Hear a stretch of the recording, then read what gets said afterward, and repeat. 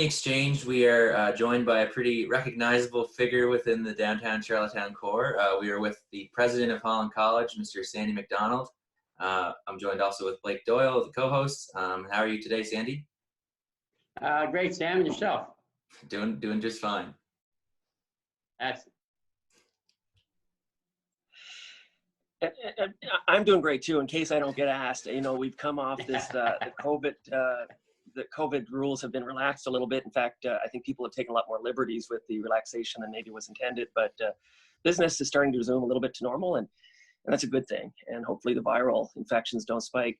But Sandy, we've got you on to talk a little bit about Holland College, how you've adapted to this challenge, and really I see your business model transforming quite a bit. Tell us a little bit about what was happening at Holland College right up until probably early March, and then how you've pivoted to kind of accommodate this unusual circumstance and what the future holds for Holland College. Yeah, Mike, thanks. Up until we have 12 partner schools in China, and we have about 2,000 students there jointly with other institutions. We knew way back in January that there were some issues there, so we were a little cautious about travel. We shut down travel early on. But prior to that, we were recognizing that we wanted to move our content from primarily a face-to-face 5-day-a-week, 2-semester approach to more a blended model where you put a lot of your knowledge competencies online and still go with your skills face-to-face. So we were well down that road before the virus hit. However, it provided rocket fuel to that dynamic, and we were forced really to put everything online in a very short period of time. So it was quite a challenge. So you've got 11 physical campuses on PEI, and from my observation, and I'm not that close to the college, and I did have an IT company years ago, and we had a lot of very senior people. So we'd have, I don't think we had PhDs, a lot of masters, a lot of bachelors in computer science.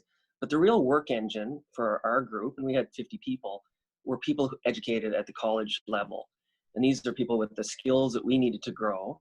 And that'll continue to be the case, I think, as the workforce kind of adapts. But, going forward, how does a college transform into this environment? And you're well positioned because technologically, as you said, you've been doing this for a long time.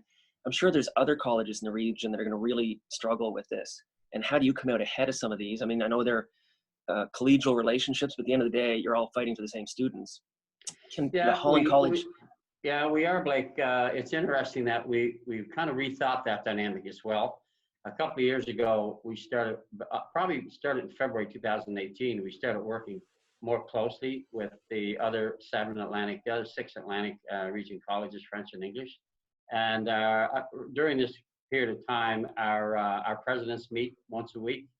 Our VPs meet once a week. And so we're doing a lot more collaboratively than ever before. And we have a couple of major projects we're working on together. Some of it's got funding, which the announcement will come a little bit later. And it's all about, we're all seeing similar dynamic in that we need to work a little bit closer with industry, and we need to put a little less time on the face-to-face, a little more time on the blended model.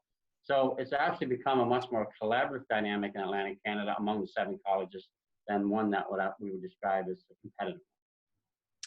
So if you look outside of the region, if it's a good working relationship with your cousin colleges locally, is there an opportunity to grow the college outside of the Atlantic region? Can you pick up more remote education in new markets that you didn't think of tapping before?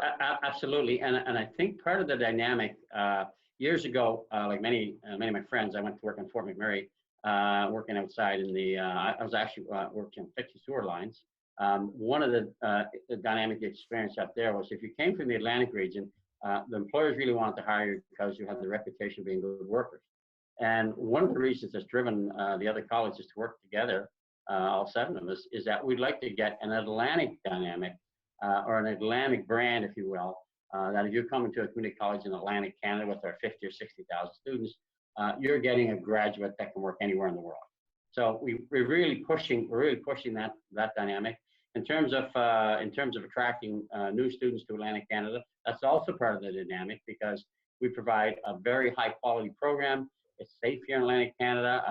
People come here, they want to get an education in English, at a good price, and then stay in the country. So we think working together will provide a much more viable solution for people outside the country than just simply working against one another. Yeah, that certainly makes a lot of sense. And we talked about how the college has kind of pivoted going forward. But my question is, whenever you got the announcement, say middle of March, 6 weeks ago or so, that basically the college has to shut down, no physical, being in physical classes, I guess. How did the college set up kind of the end of the semester for students in terms of classwork and also graduation or whatever the case may be? So how did the college just set that up? Yeah, it's a good question. And we were lucky in many ways. First of all, we were lucky that the semester had already almost completed. So the relationship between the instructors and the students was very well developed. So there's a lot of trust and a lot of understanding, a lot of communication. So that was really, the timing factor was quite helpful. Would have been quite different had it started at the beginning of the year without that relationship being developed. Number two, I think that we have a phenomenal instructional staff here at the college who are used to kind of challenges and being flexible. And we have a very, very strong support staff in terms of our curriculum people and our program managers. So we realized during the first few weeks, but boy, they were really working well together. So that was a huge benefit. We had to go back and look at work that was already done to see what we could glean from that. And then we had to look and see what we could actually put online that wasn't online at that point in time. So there was an incredibly busy couple of weeks before we had to deal with the students. And again, if it wasn't for the skills and commitment of our faculty, we wouldn't have nearly been as successful. We still have some programs. There are several programs in the health side, paramedicine, dental assisting, resident care worker, practical nursing. We're trying to get into the clinics and the hospitals and the manors to complete their skills. And there's a few other programs outside health where we have to delay completion, for example, commercial diving until they do their deep dive. But for the most part, we were able to get our kids through that piece because we were prepared, because we had a strong staff, and because the timing was in our favor as well.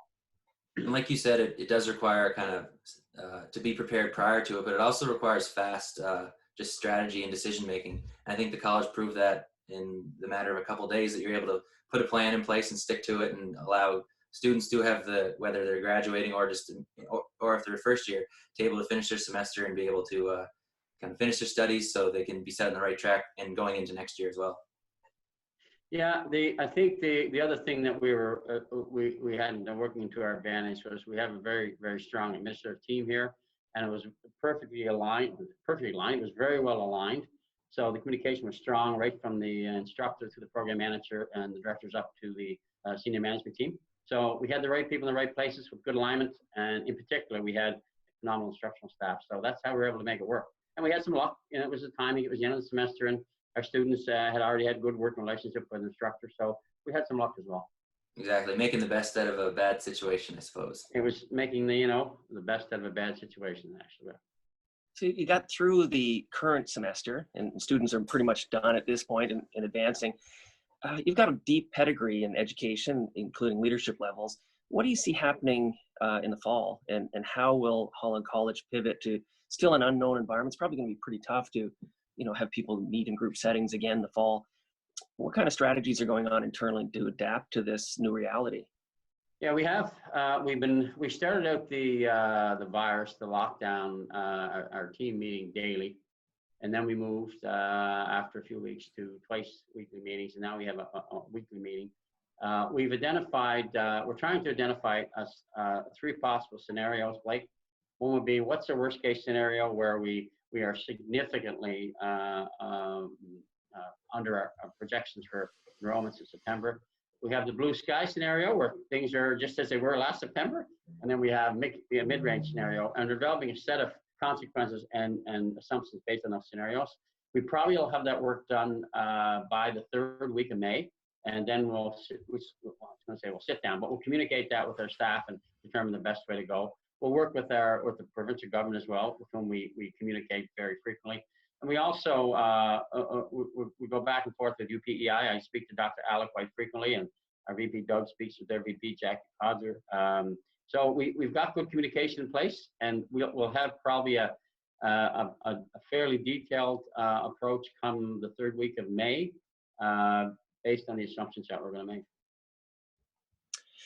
So you've been with the college, I think, since 2016. You've been the president for just over a year. You've built I think you had a good team, but you built some more dynamic, leaders around you. I'm sure you never expect this kind of thing to happen, but you have a good team. Are you well positioned to kind of navigate this? I mean, the fact that you've got 3 scenarios, I'm not sure how many organizations are working at that level at this point, but that's good.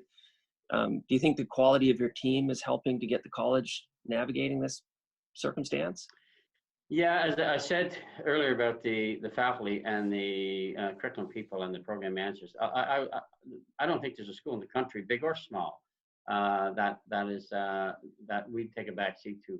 In terms of the senior management team, as I said earlier, a stress of this nature shows you the weaknesses in an organization or in a province or in a business, because your teams tend to split where they're weakest. And I can tell you, the other lesson we learned from this is we've got the right people in the right places. So people have really stepped up. As you say, it's difficult to work with so much uncertainty, but people have really burrowed down and gone to work. We have over 100 people who are deemed essential here at the college, and so even though it doesn't look like much is happening when you drive by, there are people in there working hard. And we haven't really stopped our work in terms of recruiting for the fall. So that work continues. Of course, what the great unknown is, how will the international students be impacted, and how will our domestic enrollments be affected? So I think, and we talked before we hit record too, just about the positives. Oh, sorry, Blake. Just the positives that do come out of it. Obviously, you guys had a bit of a plan in place, but what other positives do you see in terms of, well, from your perspective, because you have to kind of oversee so many people and have weekly or bi-weekly meetings. So what positives, maybe from a technological side, have you seen from in terms of maybe looking after staff or talking to staff? Yeah, I think there are two broad ones, Sam. The first is we've seen a switch from in terms of use of technology. Our email usage will be down probably 17% over the past little while our communication technology, some of the stuff we're using now, is probably up over 120%. So we've had some technology in place, and we found out that we were probably underutilizing it a little bit. So that was kind of an interesting thing to find out. Second thing that has been a benefit, I think, is that we were all aware, staff and administration, that we were going to need to move in this direction in terms of more product online, more content online, different types of instruction, different types of assessment. This really forced our hand in the sense that it was moving from when and how we were going to do it to we're doing it now. So it's forced our hand a little bit, and it showed people that it's not so bad and things can work. But we need to spend a significant amount of time and resources in the preparation of our instructors and the tools we give them to make sure they can do this properly. Because there is I've heard rumblings from other provinces where, you put things online in 6 weeks, how hard can it be? And it's a cheaper way to offer post-secondary education. And in fact, it's not cheaper. It's significantly more expensive to properly prepare your instructors and properly support them with software and hardware. So it's not a cheaper approach, but in some ways, it's a much stronger pedagogically or pedagogically than simply a face-to-face. Especially from a perspective of putting like teachers that have been teaching for maybe 20 years and you still use overheads in some cases to put it fully on Zoom. I think not so much on PEI, but even in this area in Canada, but in the States, there's been a lot of kind of rumblings about whether Zoom meetings have been hacked or the teacher forgets to click the unmute button or just little things like that just slow productivity completely. So I think it's important to note that it takes preparation. I think there's a lot of ignorance out there about the kind of act of teaching. I think the idea that you can simply throw content, take a teacher who spent most of his or her career teaching face-to-face and then throw some content online and go to it, that is a gross misunderstanding. I think teaching online or teaching the blended model is in many ways much more challenging than simply face-to-face instruction. It can be much more effective in many areas, and the research shows that. But it takes a lot more time. You have to have the right tools. And one of the things we found here, for example, internet connection was a factor for our staff if they lived in rural areas. their own tools that they had at home. So the computers they were using was a factor. Some are a little bit dated, maybe. So we made sure we try to get new technology in their hands. Some were comfortable with certain types of software, but not others. So we had to look at that. So all of those things are going to be challenges in the future, but it is not going to be a cheaper model. In many ways, it can be a more efficient approach, but it won't be cheaper. So one of the best benefits, I think, for a student coming into the program is the high placement rate. So 95, 97%. And we're coming into a period now where there's a lot of uncertainty in the economic environment. We see it in our business as far as even forecastability. So when you're looking at hiring people and growth in organizations, is there any way that the college can adapt to that? Are you moving maybe within even the programming to have more entrepreneurial elements? I mean, that's going to be a big point of not friction, but challenge, I think, for all colleges and vocational institutions. How do you overcome that placement opportunity for new students coming out of the system? Well, the biggest challenge prior to the virus, Blake, was the whole social and emotional skills component. I think colleges and universities are pretty good at preparing students, the technical challenges of their job, but more and more with the advent of technology, the human side of things, communication, managing your emotions, leadership, critical thinking, were all skills that a lot of industry were saying, listen, your students, your graduates just don't have enough of those. Some of those aren't easily taught in a college or university and are much more effective if taught in a workplace integrated learning. So I think we are already moving in that direction. We've got some major projects we're doing with other colleges with the bioscience field here in PEI, Atlantic Canada. And that's really what this is all about, making sure by the time the students leave the college and go into industry, they've already had specific, lots of experience in the industry. So to give you one example, if you were working in an IT program with us, you might get two approaches to an internship in your 2-year period. What we'd like to do in some of our programs is have your internship start almost as you start at the college. So you get a feel for what's required from industry, and the industry gets a feel for what they need in a student. So we can get feedback from you on a fairly frequently basis, some of the feedback saying Blake Doyle is here and we can help him get to there. So we do that jointly. So we think that we're going to address those placements a little bit more differently, but it calls for a broader and deeper interaction between ourselves and industry. And that really is the new generation of work integrated learning. You mentioned Blake. You mentioned Blake needing some new skills. He needs a lot. We need to bring him up a couple levels. So maybe you can get some sort of program for him. Bring up his listening skills, maybe. Yeah. Well, it's interesting because you hear lots of talk and debate around social and emotional skills. In 2002, I was involved when I was at the college the first time. I was involved in doing a national study along the universities did one and the colleges did one. I was the lead researcher for the college side, and we were looking at what we called essential employability skills in those days. And what we found, and it was similar to what the university found, it was found that these skills were very, very important, but they were very hard to quantify, hard to teach, hard to evaluate. And so the idea was that students would kind of pick it up as they went through their programs and into their internships. And we're finding now that industry is still telling us this is a shortcoming of your delivery model. And so to get to Blake's last question, unless we have a broad and deeper integration with the industry, we're not going to be able to really understand what those students need and get it to them prior to them completing their college program. Some of the schools around the world are already doing this, and so certainly some industries, all of the large industries, banks, insurance companies, multinationals in Canada, United States, in the last 10 years, and certainly in the last 5, have really put a ton of effort on retraining, basically reskilling their own staff. If you're a big company, you can do that. If you're smaller ones, like most in Atlantic Canada, you can't. So we need to do it jointly. We've had a lot of chats, Sam, over the last 6 weeks with different organizations, companies, how they're adapting. Their models have changed sort of through this whole COVID experience. But just seeing what's happening at the college and the importance of that institution to our economy and to our business sector, I feel a lot more confident that there's a plan in place to adapt through this, to expand and grow, and maybe to provide some leadership to your collegial cousins in other provinces. But one question that's unrelated, you probably get asked this all the time, Sandy, is, Samuel Holland, who is the mascot for the school, do you have to look like Samuel Holland, or does the mascot have to look like you? Which way did that kind of evolve? That's a very good question. I maybe I was unbeknownst to me, I was hired because of my resemblance to Sam. It could have been one of those big tricolored hats that he's got, right? But that's a very question. I'm not sure I can answer that. You'll have to ask the board. Our two co-chairs, Michael Bryan and Gordon McGinnis, would probably be able to answer that better than I can. But well, if the mascot gets a goatee in the next year or so, we'll know there's some related similarities.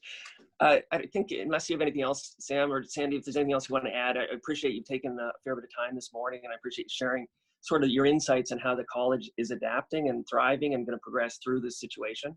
I know you do. It's been a very challenging time here. Anytime you're trying to shift your approach. We just had our strategic plan was just finished, if you can believe it, just prior to the lockdown. We're getting ready to present it to the board, and then we're going to present it to the chambers and get everything in the community and show that. So we'll be coming out shortly with our strategic plan that's been in abeyance now for probably 6 weeks. But you'll see in our strategic plan that we were moving in this direction. So the timing of the virus, had it come another year from now, we probably would have been in a much better situation. But we knew. We didn't think we'd ever see anything like this. I don't think anyone's ever seen anything like this. I'm worried as a citizen and the taxpayer on PEI. I'm certainly worried about our economy. You mentioned Samuel Holland. The job of our college here is twofold. It's number one, to make sure our students can find meaningful work on graduation, so they can sell their skills to the highest bidder, so to speak. And it's also to support our industry. And since we don't really know what our industry will look like, we're dealing with a lot of uncertainty here. We kind of know from a 10,000 foot what the thing will look like, but driving down to the ground level, we still got a lot on our plate in terms of uncertainty. Yeah, and I think that's the same. Like you said, it's industry, it's institutions like yourself, it's government. We have an idea of what it might look like, but we have no direct future looking into the future to see what it'll actually look like. But as Blake mentioned, we appreciate your time a lot. There's been a long list of good presidents within Holland College. We actually spoke not too long ago with before all the virus happened, with Don Glendenning, kind of the founding president. Axe McCauley, another great president, was there. I'm just trying to think of other names, but there's been a lot of good leaders, and you're certainly stepping up to the plate and proving to be a leader in this capacity as well. Yeah, thank you, Sam. I had the good fortune to work with Alex McCauley for a time before I became superintendent of schools, and I really learned a lot from him. And I also was lucky enough to work with Brian McMillan, who was my predecessor for 2.5 years before I took this job.